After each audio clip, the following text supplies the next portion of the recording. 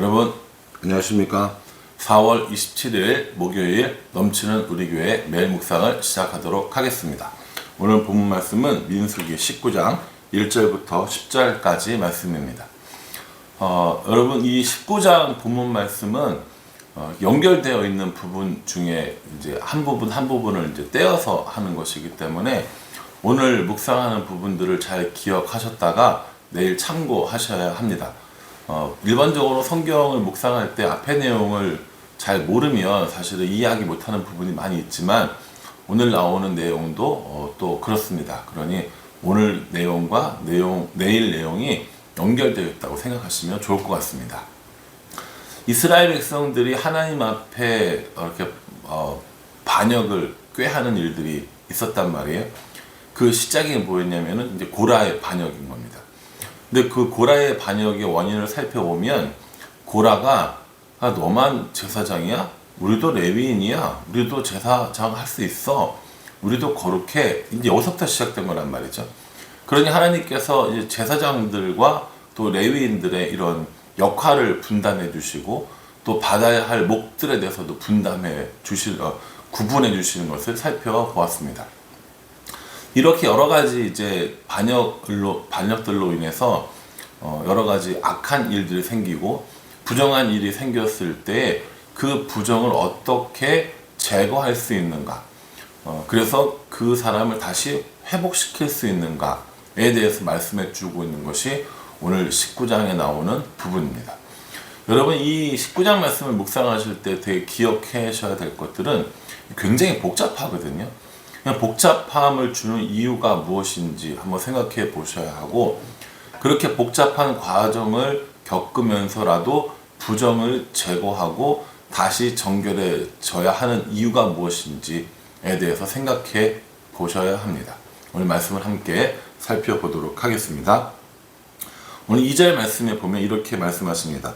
여호와께서 명령하시는 법의 율례를 이제 이르노니 이스라엘 자손에게 일러서 온전하여 흠이 없고 아직 멍에 매지 아니한 붉은 암송아지를 내게로 끌어오게 하고, 이렇게 얘기합니다.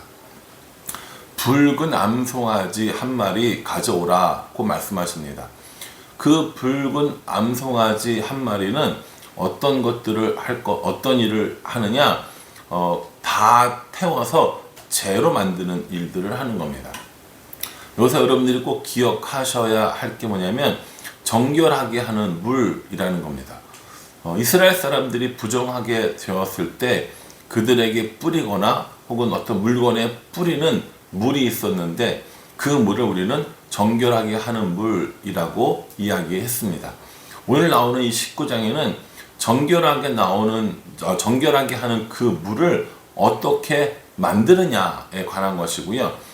여기서 이제 암송아지가 바로 이 정결하게 만드는 그곳에 타는 그 재가 되는 것이죠. 그래서 이 정결하게 하는 물은 재를 탄 물인데 일반 재가 아니라 오늘 이 19장에 나오는 흠없는 암송아지를 태워서 만든 이런 그 재라고 보시면 될 것 같습니다.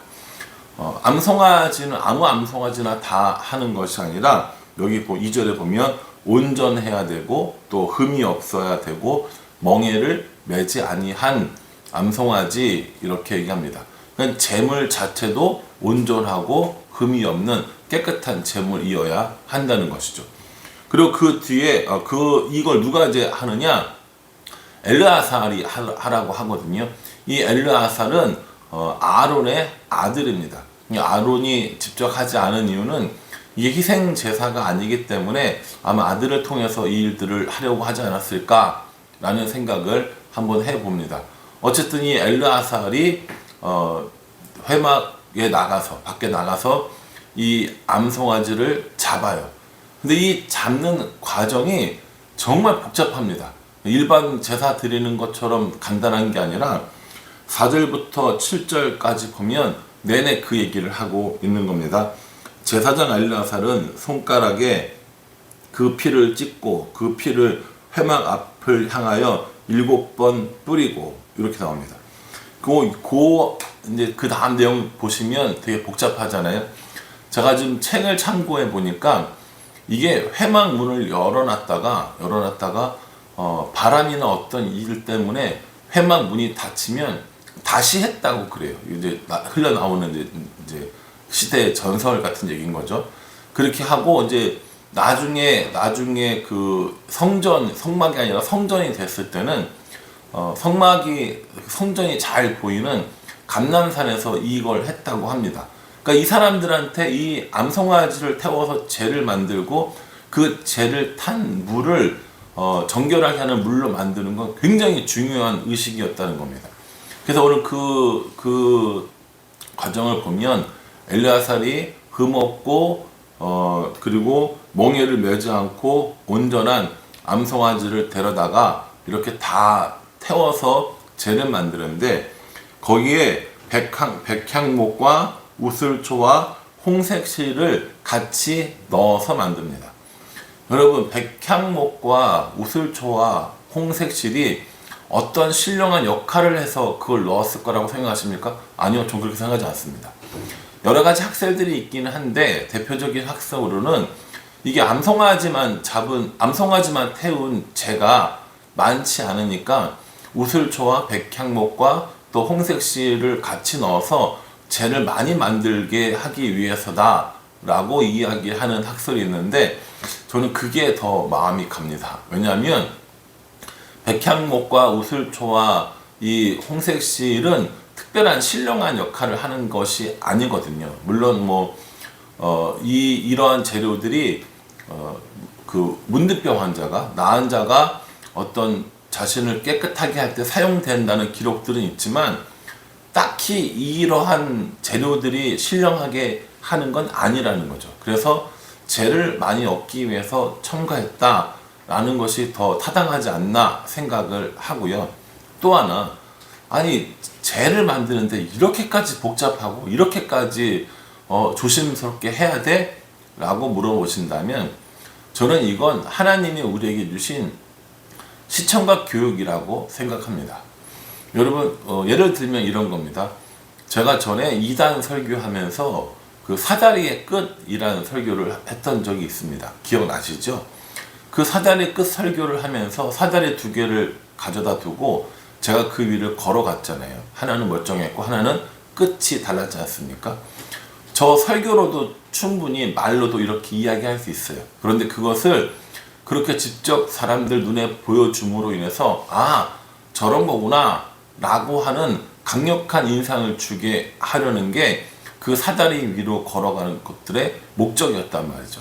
그러니까 하나님께서도 얼마든지 정결하게 깨끗하게 말로 할 수 있으신 분이지만 그 정결하게 하는 물을 얻기 위한 암송아지를 태우는 이 사건을 통해서 이것이 얼마나 죄를 씻는다는 것이 어렵고 또 얼마나 이 죄를 씻는다는 것이 중요한가를 우리에게 알려주기 위한 시청각의 도구라고 저는 생각합니다.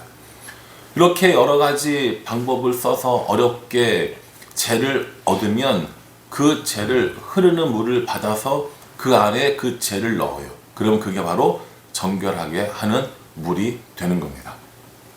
9절에 보면 이 정결한 자가 암송아지의 재를 거두어 진영팍 정한 곳에 둘지니 이것은 이스라엘 자손 회중을 위하여 간직하였다가 부정을 씻는 물을 위해 간직하였지니 이것은 속죄 죄니라 라고 이렇게 나옵니다.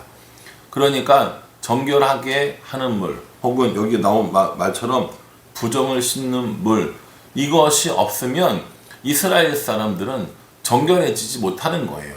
부정한 상태로 계속 있게 되는 겁니다. 그런데 그 부정의 시간이 길어지면 길어질수록 이 사람들은 공동체에 들어오지 못하게 되거든요. 이제 내일 보면 나오는 게 뭐냐면 부정한 사람들은 누구고 그들을 어떻게 정결하게 할 건가에 대해서 나온단 말이에요. 3일째하고 7일째에 정결한 물을 뿌려라 뭐 이렇게 나오는데 이런 게 이제 없으면 안 되는 거잖아요. 그러니까 만들 때 좀 많이 만들어 놓고 중간중간 한 번씩 만들어 두고 이런 것들을 통해서 우리가 정결해지고 부정을 씻는구나 라는 것을 배우는 시청각 자료가 된다는 겁니다. 제가 이렇게 간단하게 말씀드렸지만 여러분 상상을 한번 해보십시오.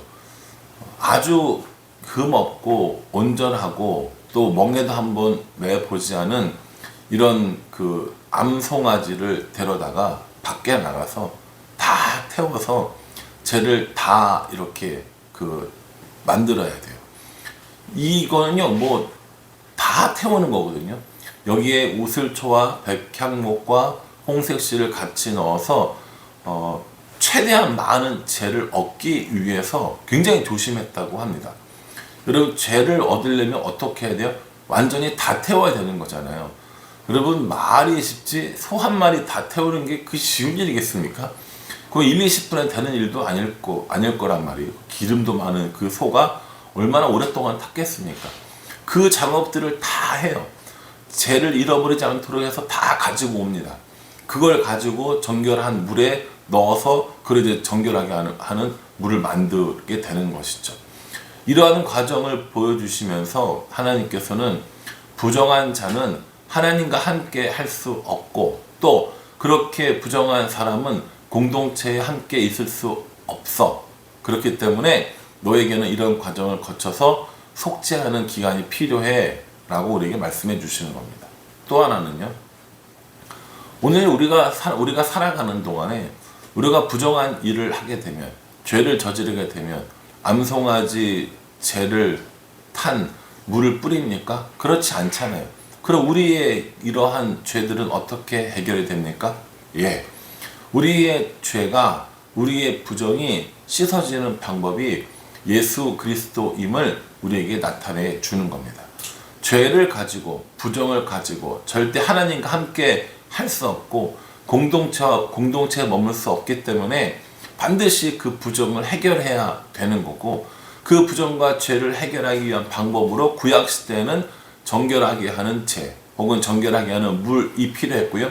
오늘날 우리에게는 예수 그리스도가 필요하다는 겁니다. 예수님의 역할이 이런 거라는 거예요. 우리의 죄를 쉽게 씻어주시고 그를 통하여서 하나님과 교제하며 동행하며 또 교회의 공동체의 일원으로 살아갈 수 있게 해준다는 겁니다. 이렇게 암송아지를 태워 만든 재로 정결하게 하는 물을 만들고 그 물을 뿌려서 정결하게 하는 이 복잡한 과정을 거치는 것이 아니라 예수님께서 우리에게 해주신 그 십자가로 말미암아 우리가 정결하게 되고 깨끗하게 됨을 우리에게 보여주고 계시는 겁니다. 사랑하는 성도 여러분, 오늘 이 말씀 묵상하면서 어떤 생각을 하셨나요? 저는 야 이거 정말 정결하게 하는 재를 만드는 게 보통 일이 아니겠구나 라는 생각을 했습니다. 그런데 오늘날 우리는 이 회개하는 일에 대해서 죄를 고백하는 일에 대해서 너무 가볍게 너무 간단하게 생각하고 있는 것은 아닌가 하는 생각을 했습니다. 만일 우리가 우리의 죄를 자백하면 저는 미쁘시고 의로우사 우리 죄를 사하실 것이고 또 모든 불에서 우리를 깨끗하게 하신다라고 약속하셨거든요. 그러니 이 자백한다는 것을 너무 간단하게 생각하고 자백하면 뭐 그냥 다 용서해 주실 거니까 마음대로 하면 되지 않을까 라고 생각하실지 모르지만 이 자백이라는 것이 그렇게 힘들고 어려운 것이라는 걸 우리는 잘 알고 있습니다. 어느 정도 어렵느냐? 제가 볼 때는 암송아지 만드는 것만큼 어려운 일이 아닐까라는 생각을 해봅니다. 암송아지 태운 재 만드는 거 아까도 말씀드렸지만 간단하지 않거든요. 그 복잡한 과정을 통해서 그 암송아지 태운 재가 없으면 부정이 씻겨지지 못하고 그러면 하나님과 떨어지고 공동체에서 끊어지는 그런 일들을 당하게 되는 것처럼 예수님이 아니면 우리의 죄가 용서받지 못하는데 우리가 그 자백한다는 것, 죄를 구한다는 걸 너무 쉽고 단순하게 생각하는 것은 아닌가 하는 묵상을 한번 해보았습니다. 저는 오늘 이 말씀 묵상하면서 저에게 적용하기를 가지고 있는 죄, 또 지은 죄들에 대해서 하나님 앞에 자백하고 고백하는 그런 시간들, 그런 마음들을 좀 더 가져야겠다라는 생각을 하게 되었습니다. 용서해 주시는 은혜가 놀랍다고 해서 그 용서해 주신 은혜를 너무 가볍게 생각하는 것은 아닌지 돌아보고 그 용서해 주시고 깨끗하게 해주시는 은혜에 감사하며 살아야겠다라는 생각을 다시 한번 해보게 됩니다. 여러분도 이 말씀 묵상하시면서 여러분 자신에게 주시는 은혜를 한번 경험해 보셨으면 좋겠고요. 어렵다 생각하지 마시고 꼼꼼하게 읽어보고 자세하게 생각해보고 깊이 묵상해 보시면 얼마든지 이해할 수 있고 또 묵상하고 적용할 수 있는 말씀이라고 생각합니다. 지레 겁먹지 마시고 여러 번 읽어보시고 그렇게 묵상해 보시기를 부탁을 드리겠습니다. 기도하겠습니다. 하나님, 이스라엘을 정결하게 하기 위한 하나님의 계획입니다. 붉은 암송아지 그리고 백향목과 우슬초와 또 홍색시를 통하여서 이스라엘 백성들에게 시청각으로 교육을 해주고 계시는 듯합니다. 부정을 그대로 두면, 죄를 그대로 두면 하나님과 멀어지고 또 하나님의 공동체에서 끊어진다는 사실을 기억하게 도와주시고 우리들의 마음을, 우리들의 삶을 돌아보고 그 부정을, 그 죄를 예수 그리스도의 보혈로 씻는 삶을 살 수 있도록, 그래서 정결하여져서 하나님과 동행하는 삶, 교회 공동체에서 은혜를 누리는 삶을 살 수 있도록 우리 모두를 인도하여 주시옵소서. 말씀 묵상하는 중에 하나님께서 주신 은혜로 이 말씀을 깊이 깨달아 알 수 있도록 우리 모두를 인도하여 주시옵소서. 예수님의 이름으로 기도합니다. 아멘. 예, 여러분 오늘 말씀 묵상 잘 하시고요. 오늘도 하나님 말씀과 함께 동행하고 또 인도받는 하루가 되기를 간절히 기도하겠습니다. 감사합니다.